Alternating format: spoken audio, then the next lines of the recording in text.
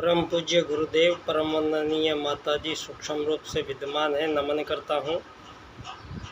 दोस्तों, मानव मात्र को प्रणाम करता हूँ और आदि शक्ति माँ गायत्री, प्राणों की देवी, प्राण स्वरूपा, जो विद्युत चुंबकीय तरंगों की भांति ऑक्सीजन के माध्यम से, श्वास प्रश्वास के माध्यम से वो बिजली रूपी आदिशक्ति माँ गायत्री धरती पर संपूर्ण जीवित प्राणियों को जीवन देने का हेतु आदिशक्ति माँ गायत्री ही है। दोस्तों, बहुत स्पष्ट सी बात है, इस निखिल विश्व ब्रह्मांड का कोई एक निर्माता है, बिना निर्माता के निर्माण संभव नहीं होता है। तो काफ़ी जद्दोजहद हुई है ये हज़ारों सालों में।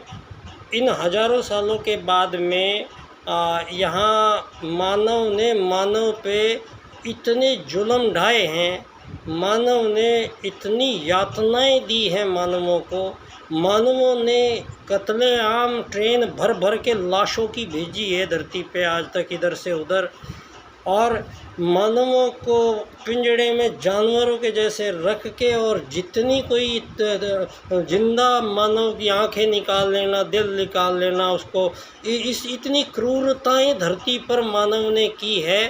दोस्तों, आज ये क्रूरता मानव में कहाँ से आई है और ये क्रूरता क्यों पनपी है और ये क्या क्रूरता परमात्मा की दी हुई है मानव को, आज का विषय मेरा इन्हीं बात पर चिंतन करने का है कि आज का मानव जो है, तो अभी तक तो हम गफलत में थे, क्योंकि पिछले ये 20वीं शताब्दी में और जब से हमने जन्म लिया है, तो जन्म लेने के बाद से ही यहाँ पे जो देखा, तो बचपन से ही छोटे से थे, तो इसमें 1 पैसा 2 पैसा होता था उस टाइम, तो किसी के पास पैसे होते नहीं थे, तो बिना पैसे के चलता था दुनिया में। ये अभी जो ये नव पूंजीवाद कहूँगा मैं इसको, क्योंकि पूंजीवाद एक तरीके का लेन देन का हिसाब किताब मानवों के बीच में रहा है। एक पूंजीवाद हम उसको कह सकते हैं कि जब मानव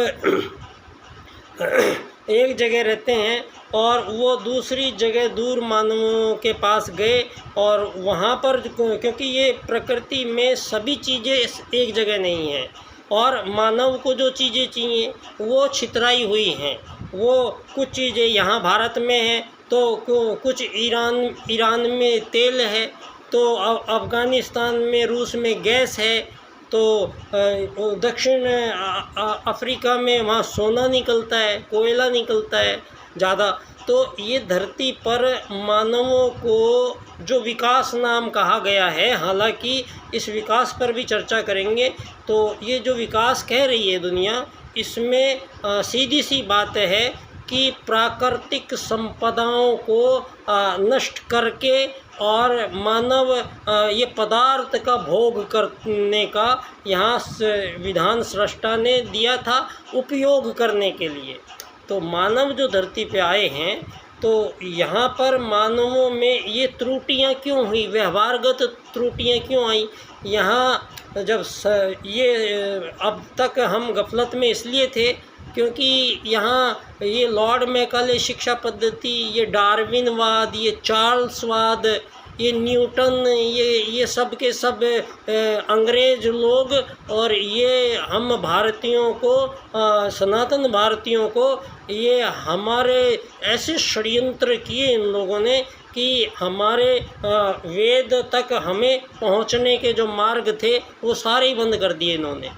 दोस्तों, यहाँ अब ये समय लौट के आता है, क्योंकि यहाँ एक काम तो करता है मानव, जो यहाँ मानव जो करते हुए दिखाई दे रहे हैं दुनिया में, इसका मुख्य कारण है, सबसे पहला मुख्य कारण अगर देखा जाएगा तो मानव बुद्धि में आने वाले विचार कैसे हैं।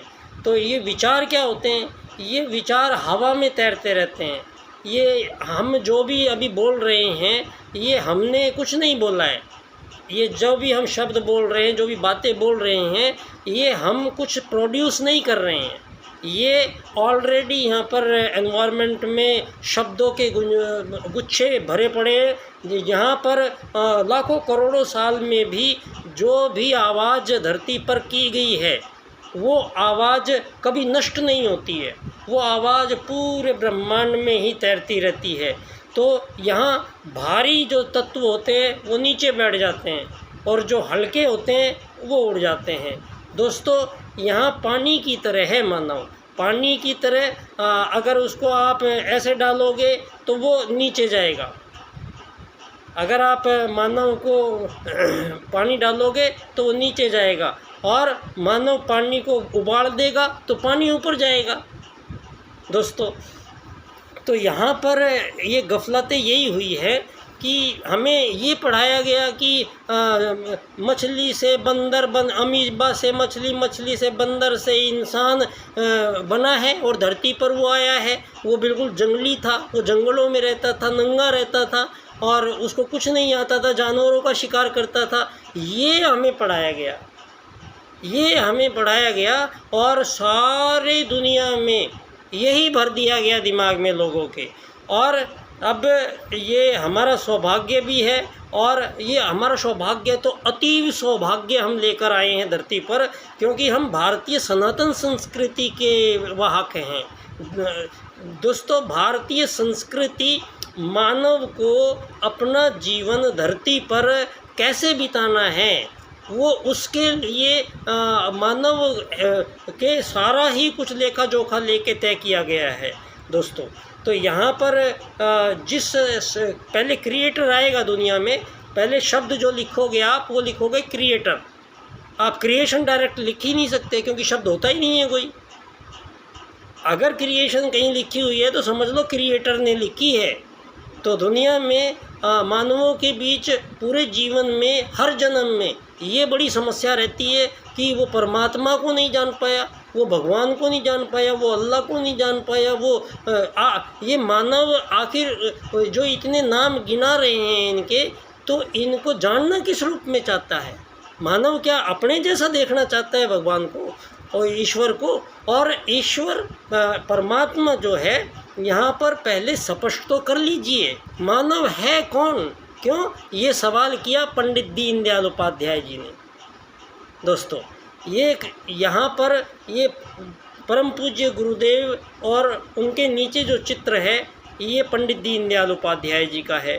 तो दोस्तों, हम आज जो ये बातें कर रहे हैं, इनमें मानवों को यहाँ पर अपने पूरे जीवन काल के अगर देखा जाए तो आज हजारों साल उम्र लेके मानव धरती पे सतयुग में आया था, और आज जो अधिकतम आयु है मानव की वो है 74 साल, अमेरिका में सबसे ज़्यादा।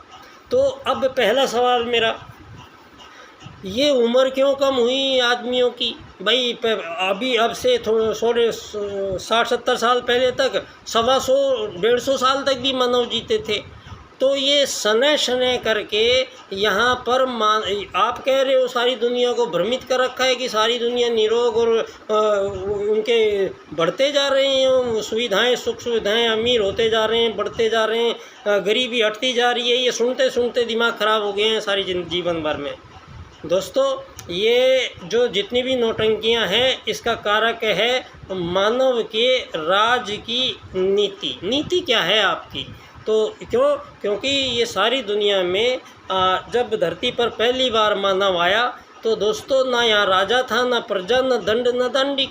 यहाँ पर जो और हाँ, इस बात को जो आपने ये पढ़ाया है सारी दुनिया को, आप लोग शीघ्र से शीघ्र इनको सारी दुनिया में ये पढ़ाना बंद कर दीजिए और सारी दुनिया से माफ़ी मांग लीजिए, तो आपको माफ़ कर दिया जाएगा। नहीं तो आपकी दुर्गति यहाँ पे लिखी हुई है। ये अब ये प्रकृति तांडव मचाएगी आपके ऊपर। क्यों? आपने देखा दुबई में, जहाँ रेगिस्तान, जहाँ पानी नहीं था, तो वहाँ पर अपना विज्ञान भेड़ के वहाँ बादलों से कृत्रिम बरसात करवाई और उसका प्रतिफल वहीं पर मिल रहा है। जो जैसा करेगा वैसा भरेगा, ये परमात्मा का नियम है। तो वहाँ पर आज दुबई डूबा हुआ है दोस्तों। तो यहाँ मानव जैसा कर्म करेगा वैसा फल देगा भगवान, इसमें जरा सी भी झूठ नहीं है। क्योंकि यहाँ हम मानव वस्तुतः है कौन, पहले अपना परिचय ले लीजिए तो पता लगेगा आपको कि आपको क्या काम करने के लिए यहाँ आया था और क्या आपको करवाया जा रहा है और कहाँ त्रुटि है। ये सब चीज़ें इस वजह से मुझे सोचनी पड़ी है, क्योंकि मुझे पता लगा कि यहाँ तो ये हम रटा रटा के हमें ये बुद्धि ख़राब कर रखी थी। अब जैसे जैसे परम पूज्य गुरुदेव अगर जीवन में नहीं आते तो इस जीवन का 2 कौड़ी का मोल होता, क्योंकि इसमें तो हमें कुछ पता ही नहीं लगता। और परम पूज्य गुरुदेव ने हमें अपना आश्रय दिया है, तो हमें अपने स्वयं का ज्ञान कराया है, मानव कौन है। तो ये सवाल कर देते हैं इस बार, क्योंकि युग परिवर्तन है। परम पूज्य गुरुदेव का स्वयं साक्षात महाकाल का धरती पे अवतरण ही इसीलिए हुआ है कि वो प्रज्ञावतार के रूप में सारी धरती के सभी मानवों के विचार प्रणाली को बदलना है। तो ये विचार जो हैं कुछ भारी होते हैं, जो उथले होते हैं, भौतिक वस्तुओं में उलझे हुए विचार हैं, वो नीचे ही रहते हैं, तो सबको वही पहले एंटीना में वही टकराते हैं। अब मानव यहाँ पर मानव के विचार और जुड़े हुए हैं। यहाँ मानव किस प्रकार की विचारणाएं लेके आएगा, ये सीधा सीधा संबंध है मनुष्य के आहार से। मानव के आहार से इस बात का संबंध है कि मानव को विचार कैसे आएंगे दोस्तों। क्यों? जैसा कोई खाएगा अन्न वैसा बनेगा मन। तो ये शरीर जो है ये दिव्य शरीर है। ये जो शरीर है कायनात में, पूरी सृष्टि में, पूरे ब्रह्मांड में ये सबसे स्पेशल शरीर बनाया है। ये देखने में तो दिखता है ये ऐसा, लेकिन इसके अंदर सूक्ष्म इतने रहस्य भरे पड़े हैं, जो पूरे ब्रह्मांड में जितना रहस्य है उतना ही एक मानव शरीर में रहस्य है दोस्तों। इस बात को जानते थे हमारे जो पूर्वज धरती पर पहली बार आए थे। धरती पर ये भी गफलत है कि आपने कि कुछ लोग बोले कि आर्य लोग बाहर से आए थे, यूरोप से चल के और भारत में आए थे। ये सब जो गफलतबाजियाँ इन्होंने सब धोखे से और झूठ भरे मक्कारी करके और मानवों को, सारी धरती के मानवों को पूर्ण रूप से भ्रमित कर दिया है। और मानव को आज संवेदनहीनता में मानव आ गया है। मानव में और पत्थर में कोई अंतर नहीं रह गया है। मानव से बढ़िया जानवर है दोस्तों। उनमें आज भी कुत्ते में वफादारी है, तो वो सदियों से चली आ रही है मालिक के प्रति। तो इनके अंदर संपूर्ण जीवों में ये भी एक दूसरा सवाल आता है कि मानव को ये अधिकार किसने दे दिया है कि किसी भी जीव को मार के खा जाएगा। आत्मत सर्वभूतेषु का सिद्धांत प्रत्यक्षतः परम पूज्य गुरुदेव उसको सिद्ध करते हैं कि धरती पर जितने भी प्राणी हैं प्राणों से चलते हैं। प्राण कौन है? आदिशक्ति माँ गायत्री। तो माँ गायत्री इन सभी जीवधारियों में वो जाएगी तो जिंदा रहेंगे। अगर माँ गायत्री नहीं जाएगी तो कोई जिंदा नहीं रहेगा। तो माँ गायत्री की अनुकंपा से ही 84 लाख प्रकार के जीव अपना जीवन क्रम यहाँ पर सहजता से बिता रहे हैं। और पंडित दीनदयाल उपाध्याय जी का अर्थायाम में उन्होंने 4 सूत्र जो दिए अपने, जिनमें मुख्य है एकात्म मानववाद। ये परम पूज्य गुरुदेव के निर्देशन में ही कार्य हुआ है और इसमें आत्म सर्वभूतेषु को राजनीति में सिद्ध करना है आत्मा के रूप में। तो ये आत्मा जो है, रूह, सोल कहते हैं जिसको, तो यहाँ जो मानवों के बीच में आज सारी दुनिया में जितने भी विभेद होके और सारी दुनिया में ये जंग युद्ध लड़े जा रहे हैं दोस्तों, अब सारी धरती पे सारे मानवों के समक्ष कुछ बातें एकदम क्लियर हो जानी चाहिए। पहली बात ये कि सारी धरती के मानवों को अच्छी तरह पता लग जाना चाहिए ये बात कि धरती पे लाखों करोड़ों साल से यहाँ जीवन है परमात्मा का। वो किन किन रूपों में है ये हमें पता नहीं है। हम जितना इस मोटी चमड़े की आंखों से जितने जीवों को देख सकते हैं उतने ही हमें दिखाई देते हैं यहाँ, लेकिन परमात्मा सनातन है, हर कहीं व्याप्त है पूरे ब्रह्मांड में। तो जब आदिशक्ति माँ गायत्री प्राण रूप से पूरे ब्रह्मांड में विद्यमान है, तो सनातन एक तीसरी चीज़ और है। यहाँ सनातन परमात्मा है और सनातन गायत्री है, तो एक चीज़ और सनातन है, आत्मा भी सनातन है। दोस्तों, यहाँ जब भी परमात्मा कहीं भी रहा है, जहाँ भी रहता है, वहाँ पर उसके आत्माएं जरूर रहती हैं, लेकिन वो किस रूप में है, किस जीवन में है, कितने जीवन काल में है, किस प्रकार के कार्य उनको दिए गए हैं, ये एक बहुत विस्तृत क्षेत्र है। और इस विस्तृत पूरे ब्रह्मांडीय क्षेत्र को जानने की शक्ति एकमात्र मानव बुद्धि में है। इसमें हमारे अरबों न्यूरॉन्स भरे हुए हैं दिमाग में, जैसे कंप्यूटर की चिप होती है। लेकिन दुर्भाग्य सबसे बड़ा धरती पर, मैं इसी चीज़ से इस चीज़ को प्रोटेस्ट कर रहा हूँ कि यहाँ धरती पर जितने भी मानव आ रहे हैं, जीवन जी रहे हैं और चले जाते हैं, तो इतने दौरान आना रहना और जाना, ये जो जीवन बीत गया, उस पूरे जीवन काल में दोस्तों मानवों को बहुत भ्रमित होना पड़ा है। तो ये आना रहना और जाना तो ये सबकी समझ में आता है। तो यहाँ पे रहने वाला कोई नहीं है, जो आया है वो जाएगा। तो इसको कहते हैं यात्री, इसको कहते हैं यात्री। इसको मालिक कैसे कह सकते हो आप? धरती पर मानव जब यहाँ का मूल निवासी नहीं है, तो मूल निवास प्रमाण किस बात के काटे गए ये धरती पे? मानवों को भ्रमित करके कि आप 50 गज जमीन के खरीदने बेचने की औकात है क्या मानव में? ये अगर मानव ही इन पे खरीद के बैठ जाएगा, तो सारी धरती के अन्य जीव जंतुओं को तो आपने माना ही नहीं है। आपने तो आत्म सर्वभूतेषु को तो समस्त जीवधारियों में से नकार दिया है। और आपको जबकि ज्ञात होना चाहिए अच्छी तरह कि धरती पर जितने भी ये जीव शरीर हैं, ये केवल 5 पदार्थों से बने हैं: अग्नि, जल, पृथ्वी, वायु और आकाश। छठा कोई तत्व है नहीं इनमें बनावट में। और जितने भी शरीर हैं, चाहे वो चिड़िया को कुत्ता, तोता, कबूतर, शेर, हाथी, बंदर, ये किसी का भी शरीर है, वो इस प्रकार से है जैसे कुम्हार मिट्टी को चाक पे चढ़ाता है और अपने हाथों से उसको बना के रख देता है। इस प्रकार से 84 लाख प्रकार के शरीरों का निर्माण किया है उस परम सत्ता परमात्मा ने। और आदिशक्ति माँ गायत्री संपूर्ण ब्रह्मांड में प्राण रूप से विद्यमान है। दोस्तों, इनमें ना तो सनातन परमात्मा है, आप उसको आँखों से नहीं देख सकते, उनका कोई आकार प्रकार रंग रूप नहीं होता है, वो बिजली की तरह है, वो दिखते भी नहीं है और करंट लगता है। तो एक सनातन परमात्मा है, सनातन गायत्री है और सनातन ही आत्मा है। तो दोस्तों, ये मानव को जब धरती पर पहला मानव भारत में जन्मा, जिसका नाम मनु था, और ये सारी दुनिया वाले उस चीज़ को कह भी रहे हैं। जर्मनी में उसको मनस कहते हैं, अंग्रेजी में उसको मैन कहते हैं, हिंदी में उसको मानव कहते हैं। तो है वो एक ही। और ये अब इस बात से जो गफलतें हुई हैं धर्मों के चक्कर में, ये कुछ धर्म के ऐसे तथाकथित धर्म, क्योंकि धर्म कोई ये अलग अलग पाखंड दिखा रही है दुनिया। कोई तिलक लगाएगा, कोई चोटी लगाएगा, कोई लुंगी पहनेगा, कोई कुछ करेगा, कोई हाथ ऊपर उठाएगा, कोई नीचे झुकेगा। इन सब ये नौटंकी बाजियों से उस परमात्मा का क्या काम है? पहले तो आप अपने आप को समझ लीजिए कि आप हो कौन। तो ये सवाल करते हैं दीनदयाल उपाध्याय जी अब आपकी 21वीं शताब्दी में। क्यों?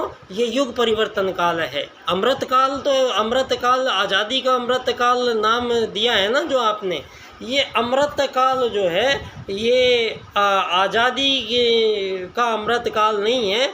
आप जिधर भी लेके जा रहे हो हमें, वो हमारे लिए कोई आप मानवों को सबको एसी दिलाना चाहते हो, गाड़ी दिलाना चाहते हो, सबको महंगे मोबाइल, 5G टावर जो लगाए गए हैं, इसमें इतनी भयानक रेडिएशन निकल रही है इस मोबाइल से। छोटे कितने जीव जंतु छोटे छोटे समाप्त हो गए हैं धरती से। मानव दानवीयता के साथ आगे बढ़ रहा है और वही क्योंकि जंगल राज चल रहा है धरती पे। जो ताकतवर है वही राज करेगा। ये मुट्ठी भर लोग हैं धरती पे, ये 4-5 देश मिलके इन्होंने पूरा यूएनओ बना रखा है, यूनाइटेड नेशन ऑर्गेनाइजेशन, और उसमें 4-5 देश ऐसे बना रखे हैं उनके पास घातक परमाणु हथियार हैं, और वो 5 के पास वीटो पावर है। और भारत सारे संसार को बसाने का जो सबका पिता है, भारत सबका पिता है। जो भी मानव, क्योंकि ये बात अब सिद्ध हो गई है, आपके नासा ने भगवान श्री राम का श्री राम सेतु पुल लिख के दिया है, ये 5000 वर्ष पहले भारत में मानव निर्मित है। तो ये सारे के सारे साक्ष्य अब मिल रहे हैं। तो अब आपका चार्ल्सवाद कहाँ जाएगा, अब आपका डार्विनवाद कहाँ जाएगा? आपने जो सारी दुनिया के दिमाग ख़राब किए हैं, और मानव के परिणाम क्या निकला? परिणाम ये निकला, धरती पर मानव आता है, रहता है, चले जाता है। इतना ज्ञान जो बखार रही है दुनिया धरती पे, इसमें 6 या 7% दिमाग यूज हुआ है। आज तक धरती पर 7-8% से बुद्धि का इस्तेमाल नहीं करने दिया जा रहा है मानव को। क्यों? क्योंकि आप लोगों ने यहाँ पर कृत्रिम रूप से मानवों को भ्रमित करके विभाजित कर दिया है सारी दुनिया में। यहाँ आज आपने ये जो धर्म है, धर्म कोई दिखाने की चीज़, बताने की चीज़, शो करने की चीज़ तो है ही नहीं है। धर्म तो हमारे वेद ने स्पष्ट कहा है, धर्म का मतलब है धारण करना। तो धारण कौन क्या करेगा, ये सवाल करते हैं दीनदयाल उपाध्याय जी। तो अब सवाल का जवाब राजनीति में आएगा। अब ये सवाल जो किया जा रहा है, ये राजनीति से किया जा रहा है दोस्तों, और ये सारे संसार की राजनीति को, क्योंकि राजनीति ही षड्यंत्रकारी रही है धरती पे। आज सारी दुनिया को अगर किसी से सबसे ज़्यादा प्रभावित मानव, सबसे ज़्यादा दुखी हुए हैं, वो अपनी इन आज़ाद सरकारों से दुखी हुए हैं। आज़ाद सरकारें जो ये आपने बनाई हैं, ये केवल एक ही काम का अधिकार इनको दे दिया गया है। अब पहली बात तो ये लोकतंत्र जिसको कह रहे हो, ये लोकतंत्र जो चुनाव है, यही मानवों का अलगाववाद है। जो ये इसकी जड़ पे ही अलगाववाद है लोकतंत्र की। जिस देश में भी आप लोकतंत्र ला रहे हो, उस देश में पहले आप 2-3 ये राजनीतिक पार्टियों के ऑफिस खोलते हो, और ये राजनीतिक पार्टियों के ऑफिस भाजपा के अलग, कांग्रेस के अलग, सपा के अलग, सब अपने अपने जातियों से कैसे भी बरगला के, धन दौलत दे के, डरा धमका के, सब ने जाति की दुहाई दे के, सभी देशों में यही हाल है। सभी देशों ने ये पार्टियां हैं, ये पार्टियों ने उस देश के सभी आज़ाद देश के नागरिकों को आपस में बांट दिया है और एक दूसरे के सामने दुश्मन बना दिया है। तब जाके उनमें चुनाव होते हैं, और मानव जिसके 10 आदमी ज़्यादा हो जाते हैं, वो चुनाव जीत जाते हैं। और यहाँ चुनाव सारी दुनिया में कोई योग्यता नहीं है चुनाव लड़ने की, क्यों किसी मानव की कोई क्यों? क्योंकि यहाँ पर बुद्धिमान लोग राजनीति में नहीं चाहिए। इन लोगों ने जो बुद्धिमान वर्ग है, राजनीति में बुद्धिमान वर्ग को नहीं ले जाते हैं ये लोग। राजनीति में ये ले जाते हैं धनवानों को, क्योंकि ये राजनीति जो टिकी है अब, पहले धरती पर सबसे पहले जो राजनीति आई थी, वो धरती पे मनुवाद के रूप में धरती की पहली राजनीति प्रस्तुत की गई थी। लेकिन वो प्रस्तुत कैसे? पहले चुनाव हुए थे दुनिया में, सारे लोगों को बिठा के सबसे चुनाव हुए थे। 3 चुनाव किए थे मानव ने। पहला किया था धर्म या अधर्म, दूसरा किया था राजकता या अराजकता, तीसरा किया था नीति या अनीति। तो मानव ने कहा मानव सर्वश्रेष्ठ जीव है, और हम तो सतयुग से आए हैं, और वेद ही है जो हमें संपूर्णता से प्रदर्शित करता है। मानव वेद का आत्म सर्वभूतेषु, सभी मानवों को एक आत्मा मानता है वो ना, और आत्मा में स्त्री पुरुष में कोई भेद नहीं है, बूढ़े बच्चे में कोई भेद नहीं है। आत्मा सबके अंदर एक ही है, और इसीलिए अर्धनारीश्वर की हमारे यहाँ परमात्मा की कल्पना है। यहाँ मानव आधा अंग स्त्री है, आधा अंग पुरुष है, जब दो मिलके तब एक जीवन बनता है, एक जीवन आता है धरती पे। दोस्तों, यहाँ मानवों के बीच में ये पिछले हज़ारों सालों से जितनी भी मानवीय त्रुटियां हैं, त्रुटियां क्या है? त्रुटियां, सबसे बड़ी त्रुटि है कि मानव की मानव से आज़ादी हो नहीं सकती है। और आप ये हमें बरगला के, ये डार्विन फार्विन पढ़ा के आपने हमें ये कहा 15 अगस्त 1947 को आज़ाद हुए, सारा देश झंडे हिला रहा है, सारा देश में झूम रहा है। हर साल में 26 जनवरी और 15 अगस्त 2 दिन ऐसे आते हैं कि सारे देश में ये बात बोलते हैं, हमें आज़ादी मिली, हमें आज़ादी मिली, हमें आज़ादी मिली। तो ये सब जो है, इन लोगों ने ये एक कॉन्स्पिरेसी है। तो किसी भी देश में, हम भारत से हैं, सनातन भारत से, आप हमें आज़ादी देने वाले होते कौन हो? आपके अंदर ये औकात ही नहीं है कि आप हमें आज़ादी का सर्टिफिकेट देंगे। और आपने कब हमें ग़ुलाम बना लिया? हम तो ग़ुलाम कभी हो ही नहीं सकते हैं, हम तो कभी ग़ुलाम थे ही नहीं। यहाँ पे भगवान श्री कृष्ण आए हैं, भगवान श्री राम आए हैं, तो यहाँ पर कौन सी ग़ुलामी और ये आज़ादी थी? किसी प्रकार की कोई ग़ुलामी आज़ादी नहीं है। ये मानव की एकात्म मानववाद के सूत्र को, आत्म सूत्र को भंजित करता है। और मानवों के बीच जितने भी विभेद पैदा किए गए हैं, वो राजनीति ने किए हैं, उसको एक शरीर मान के। तो दीनदयाल जी कहते हैं, मानव शरीर नहीं है। जो राजनीति आप चल रही है दुनिया में, ये आप शरीरों के लिए कर रहे हो, शरीर की सुख देने के लिए, शरीरों को आनंद देने के लिए, भौतिक जगत का आनंद देने की प्राप्ति का प्रयास आप कर रहे हो। ये हमारे योग में इसका उल्टा है। मानव को अगर अपने लक्ष्य हासिल करने हैं, तो यहाँ मज़े लेने के लिए इंद्रियों का गुलाम बन के मानव नहीं आया है। सीधा सा मार्ग है, तप का मार्ग है, यहाँ पर योग मार्ग है, भोग मार्ग नहीं है भारत का। आपने हमें भी भोगवाद में बना दिया है, तो अच्छा किया, बना दिया। अब हम सारी दुनिया को योगवाद में तब्दील करने जा रहे हैं। दोस्तों, यहाँ युग परिवर्तन होने जा रहा है, और ये युग परिवर्तन धरती से, ये आपके अमीर गरीब मालिक नौकर का जितना भी पचड़ा है, ये पंडित दीनदयाल उपाध्याय जी के अर्थायाम आधारित एकात्म मानववाद से सारी दुनिया के 7 अरब लोगों के लिए एक ऐसा पैकेज तय, क्योंकि सारी दुनिया में ये जो अलग अलग सरकारें, चुनाव होते हैं, हज़ारों लाखों करोड़ रुपए हर 4-5 साल में लगते हैं मानवों के, ये रुपया आता कहाँ से है इनके पास? सबसे बड़ा तो ये हुआ कि आज़ाद लोकतंत्र कि आपने देशों में मानवों को बांट दिया। फिर चलो आज़ाद देश की होगी। अब आज़ाद देश की सरकार का क्या काम है? एक आज़ाद देश की सरकार का क्या काम होना चाहिए? उसका काम इसीलिए हमने बनाई है आज़ाद देश की सरकार, कि जितने भी धरती पर मानव जीव जंतु सब रहते हैं, सबकी जिम्मेदारी, रख रखाव, पालन पोषण, उनकी सुरक्षा, उनकी सब कुछ करने की जिम्मेदारी सरकार ने ली है। मानवों के सभी काम करने की सारी जिम्मेदारी उस सरकार की है।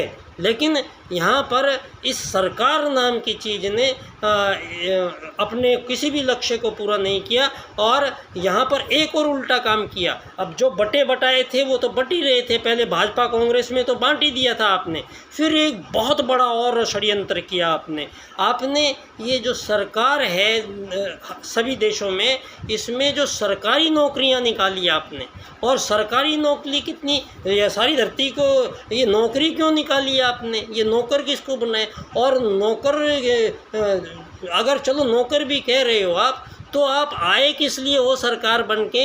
यहाँ पर दीनदयाल उपाध्याय जी कहते हैं कि मानव और सभी जीव जंतु 2 वरदान लेके साथ आते हैं। एक भोजन का अधिकार, दूसरा कर्म करने का अधिकार।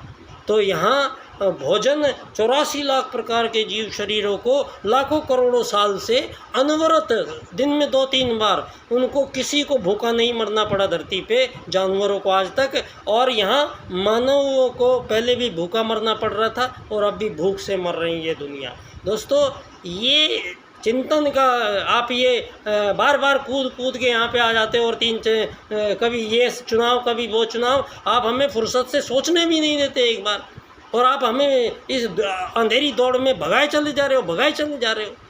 ये ट्रिलियन इकोनॉमी के पीछे जाने के लिए आपको यहाँ पर ये नहीं लाए ये सनातनी लोग। ये सनातनी लोग उस वेद के अर्थ के लिए लाए हैं, समस्या का निराकरण करना है। यहाँ पर पंडित दीनदयाल उपाध्याय जी स्पष्ट करते हैं अर्थायाम में कि कोई भी मानव कोई भी वस्तु विनिमय करता है एक दूसरे से, या कोई मानव किसी की सेवा सहायता करता है, तो बदले में ये धन रुपया पैसा सोना चांदी का लेन देन का कोई विधान नहीं है। यहाँ जीव जंतु 84 लाख प्रकार के किसी के पास बैंक बैलेंस क्रेडिट कार्ड नहीं है, तो मानव के पास क्यों? मानव को क्या मजबूरी थी? मानव के साथ ये मानवीय त्रुटियां हैं जो 1000 साल से चली आ रही हैं। तो अब है युग परिवर्तन। इस युग परिवर्तन शब्द का मतलब समझ लीजिए आप लोग। इस युग परिवर्तन का मतलब ही यही है कि मानव चाहे वो गलतियां 1000 साल से कर रहा है, आप यहाँ मानव को अमीर गरीब नहीं बना सकते, ये कोई नियम विधान है ही नहीं। यहाँ पर किसी भी तरह का मालिक नौकर कोई बन नहीं सकता है, धरती के सब यात्री हैं एक बराबर।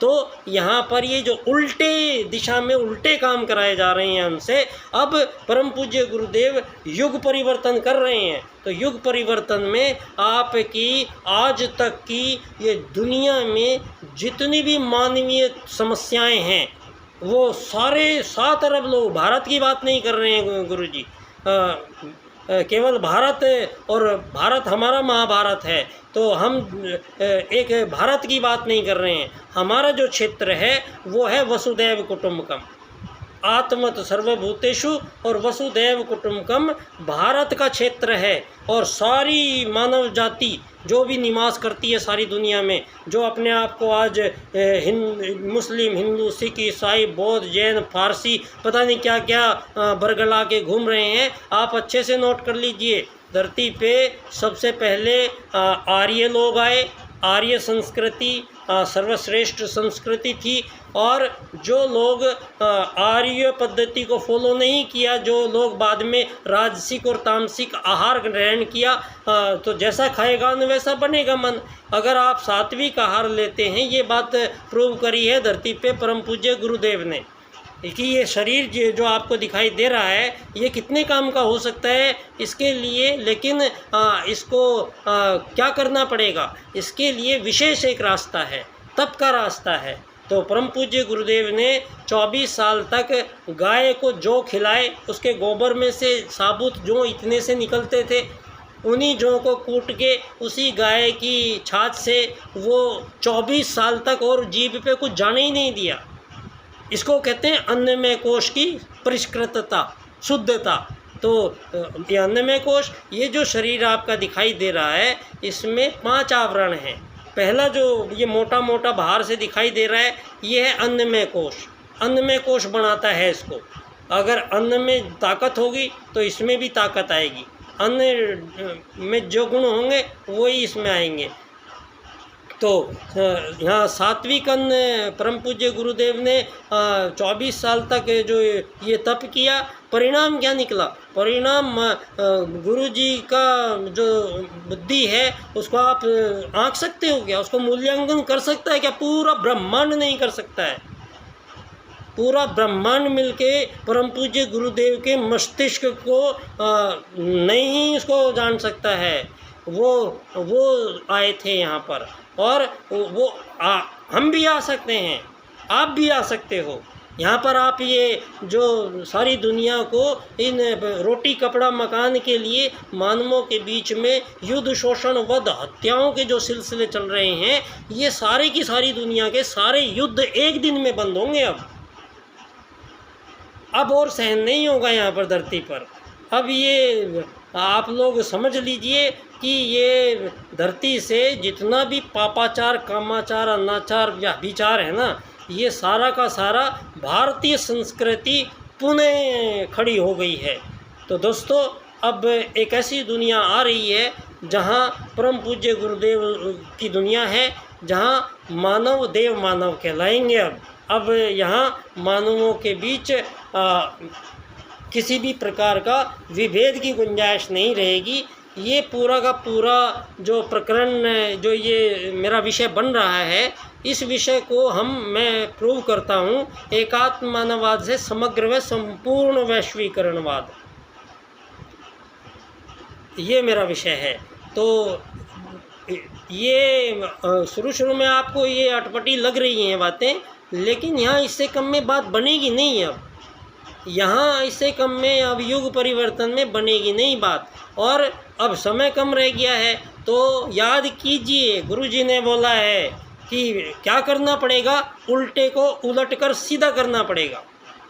अब ये सारे प्रज्ञापुत्र गायत्री परिवार, ये पूरा जो हम नव सृजन की नई सृष्टि लाने का जो उत्तरदायित्व जिनके कंधों पर दिया गया है, वो अपने दायित्व को पूर्ण करें। और यहाँ पर बड़े परिवर्तन होंगे आपके। अभी झेल पाना बस की नहीं होगा शायद, लेकिन आपको झेलने की आदत डल जानी चाहिए। हम मानव को एक आत्मा मान के पंडित दीनदयाल जी ने, और अर्थायाम में धन की कमी किसी को होगी नहीं जीवन में, न किसी के पास ज़्यादा होगा। ऐसी राजनीतिक व्यवस्था का सूत्र है अर्थायाम आधारित एकात्म मानववाद की राजनीति। मैं इस विषय पर आप सब लोगों को अपने व्याख्यान में आमंत्रित करता हूं। 25 सितंबर को पंडित दीनदयाल उपाध्याय जी की जन्मस्थली पर हम ये व्याख्यान हम लोग पिछले 13 साल से कर रहे हैं। और इस विषय को, चूँकि इसमें परम पूज्य गुरुदेव और दीनदयाल उपाध्याय जी का के बीच का जो कनेक्शन है, ये दोनों के दो सूत्र हैं। ये परम पूज्य गुरुदेव का सूत्र है वसुदैव कुटुंबकम, जिसका नाम लिया है उन्होंने अखिल विश्व गायत्री परिवार, जिसका मतलब होता है कि सारे संसार के संपूर्ण प्राणियों का एक ही परिवार होगा। तो ये आज़ाद देश नहीं चलेंगे, क्योंकि आज़ादी हो नहीं सकती है। अब हम ये आपके चक्कर में ये सारे मानव अब और नहीं भाई यहाँ खून बहा सकते, अब यहाँ स्वर्ग बनाने का समय आ गया है। तो धरती के सारे झंझट दो ही सूत्र करेंगे, आत्मत सर्वभूतेषु और वसुदैव कुटुंबकम।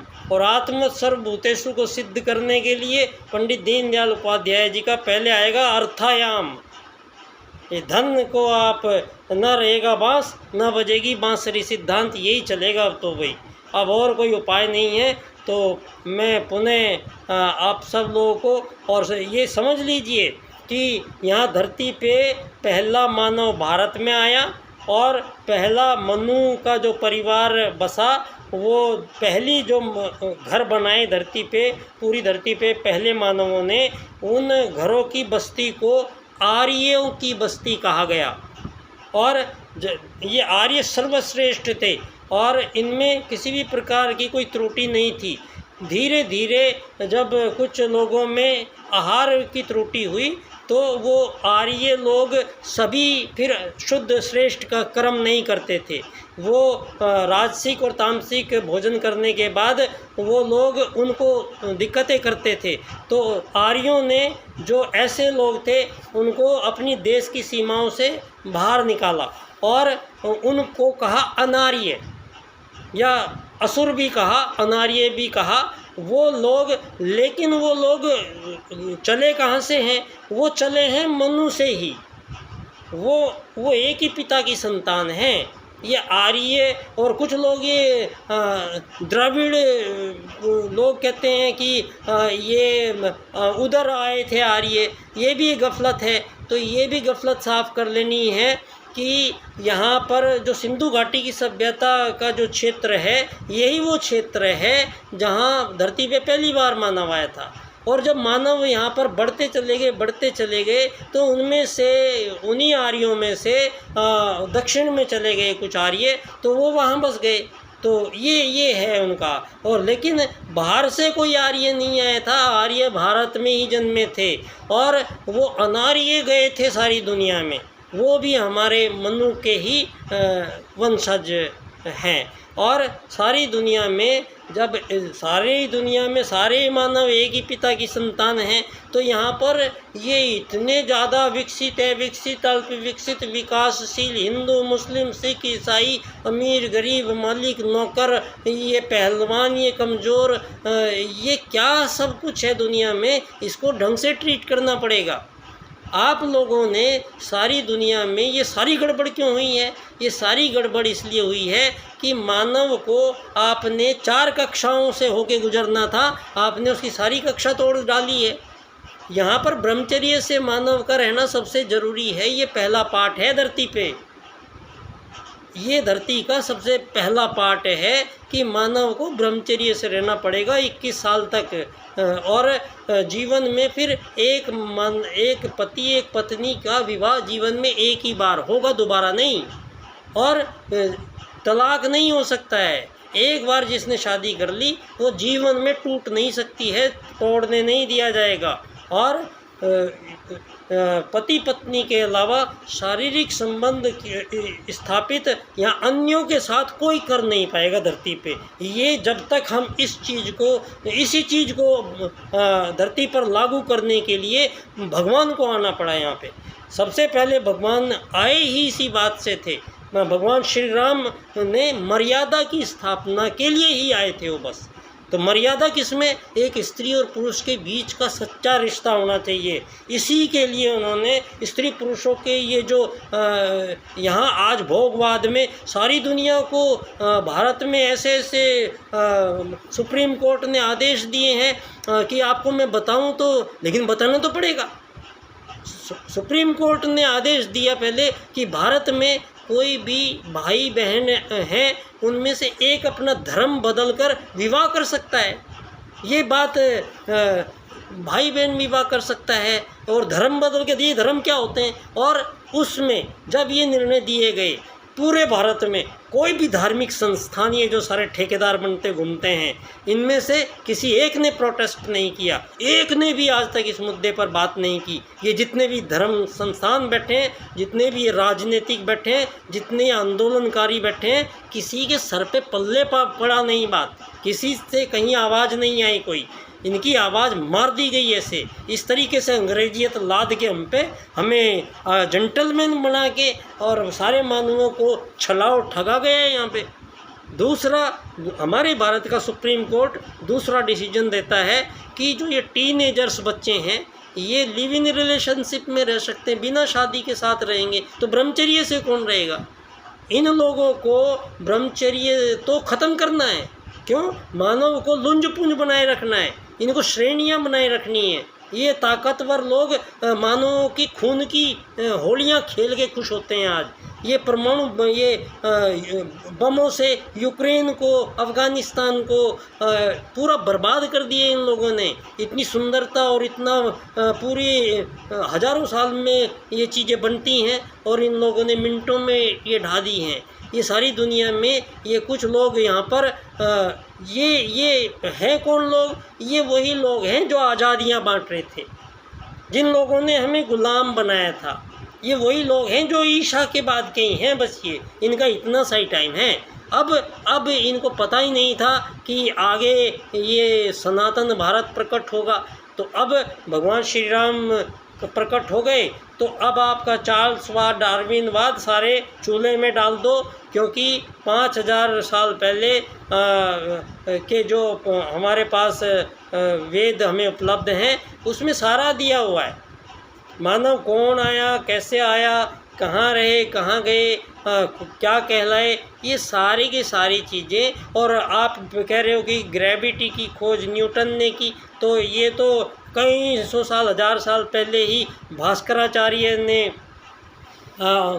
पूरे गणित को, रेखा गणित, बीज गणित, अंक गणित, शून्य, ये जिसकी वजह से सारी दुनिया में विकास हो पाया। अगर ये गणित ही ना होता तो मानव कुछ भी नहीं कर सकता था। तो ये गणित भारत की देन है दुनिया को, सारी चीज़ भारत की देन है दुनिया को। और सारे विश्व की पुरातत्व खोजें आज ये प्रमाणित कर रही हैं कि यहाँ भारत में सिंधु घाटी की सभ्यता से भी 10,000 साल पहले की सभ्यता सिनोली की सभ्यता थी, जो पश्चिमी उत्तर प्रदेश में मेरे गांव के पास सिनोली गांव में खुदाई के बाद ये पता लगा।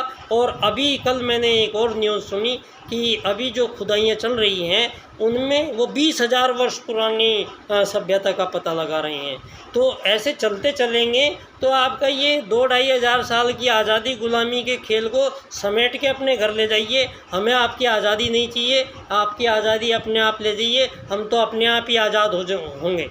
यहाँ पर धरती पर पहली बात तो ये है कि गुलाम बनाने का कोई रूल ही नहीं है, कोई किसी को गुलाम बनाएगा। आत्मवत् सर्वभूतेषु को सिद्धांत को आप लोगों ने तोड़ा, आप लोगों ने पूंजीवाद को जन्म दिया, आप लोगों ने मानवों के बीच ये आज़ादियों के बीच बो के मानव को बांटो, राज करो, वही ताकतवर है राज करेगा। ये वीटो पावर लिए बैठे हैं सारी दुनिया में देश, ये सारी दुनिया में कोरोना छोड़ के मार दिया एक ने सारी दुनिया को, उसका किसी ने बाल बांका नहीं किया। ये आगे आगे क्या करेंगे?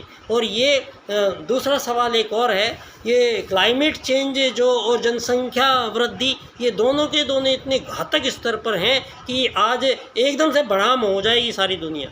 तो सबसे पहले यहाँ पर अब मानव तो एक ही है ना, आत्मवत् सर्वभूतेषु। आप आज़ाद देशों के बैठे रहेंगे, अभी अब इतना जल स्तर बढ़ने वाला है कि पता नहीं कितने शहर और देश पानी में समा जाएंगे, हमें पता तो लग जाएगा। तो क्या हम उनको बचाएंगे नहीं?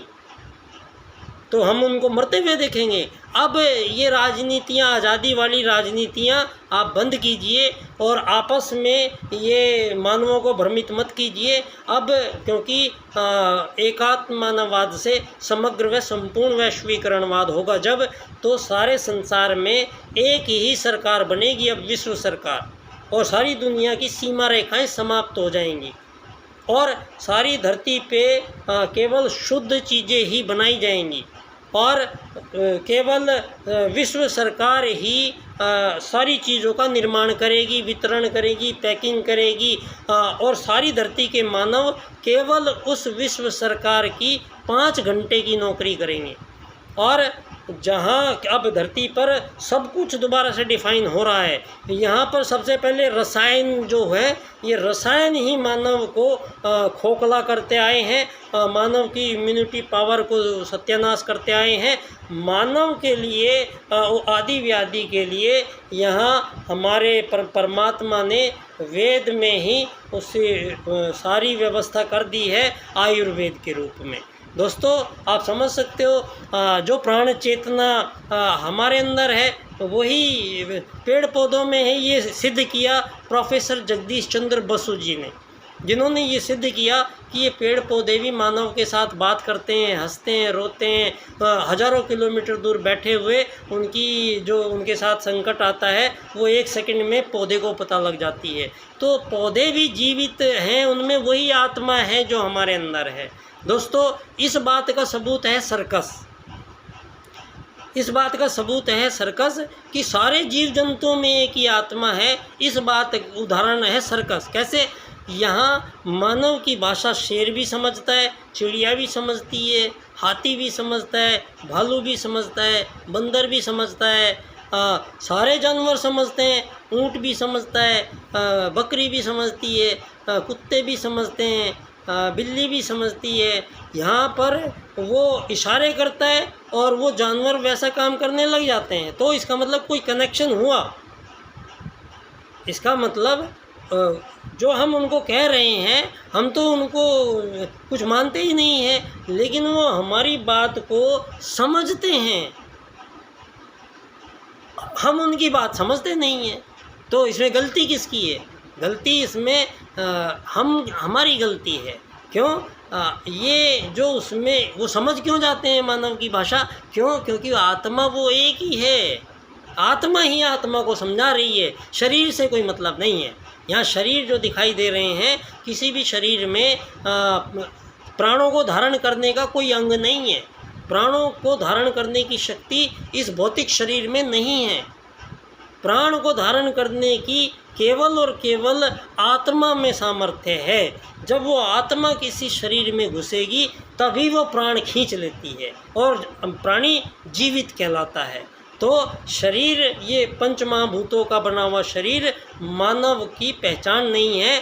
मानव की पहचान है एक आत्मा है मानव, और वो आत्मा स्त्री पुरुष नहीं है, वो बूढ़ा बच्चा नहीं है, वो सब में एक समान है।